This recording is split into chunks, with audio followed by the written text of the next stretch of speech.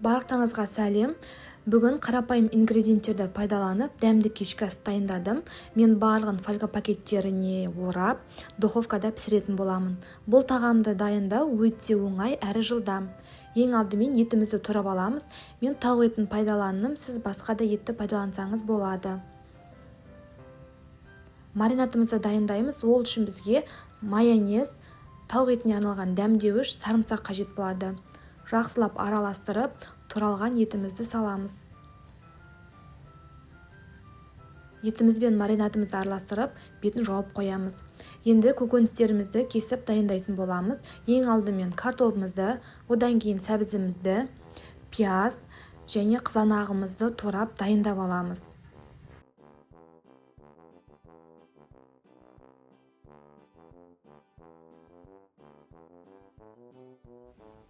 Пергамент қағазы мен фольганы алдын ала кесіп әзірлеп қоямыз. Ең астына картоп және дәміне қарай тұз саламыз. Оның үстінен пиязымызды, сәбізімізді салып шығамыз.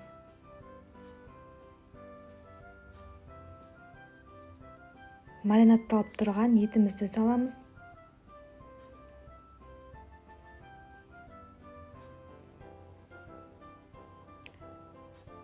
Мен ең алдымен пергамент қағазын осылай орап алдым, кейін қызанақты салдым. Сіздер бірден қызанақты салып, фольгамен орап тастасаңыздар да болады. Дәміне қарай тұз салдық.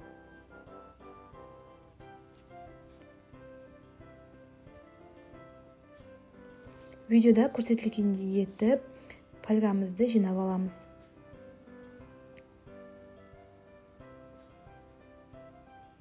Сіздерге түсінікті болу үшін тағы да көрсетіп кететін боламын. Менің каналыма подписаться етіп, тіркеліп, лайк басып, комментарий жазып кетіңіздер. Және қоңыраушаны басуды ұмытпаңыздар. Алдағы уақытта тағы да басқа рецепт түрлерімен бөлісетін боламын.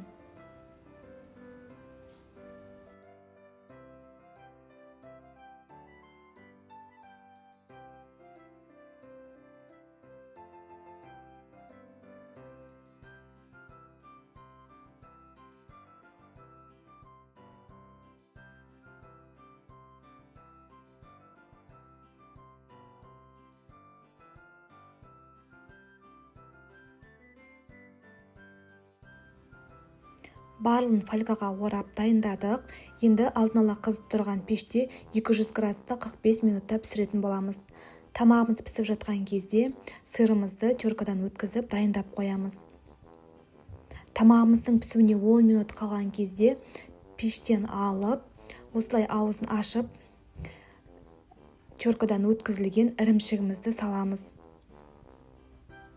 Кейін духовкада 10 минут тағы да пісіріп аламыз. Сол кезде біздің сырымыз еріп, керемет болып шығады.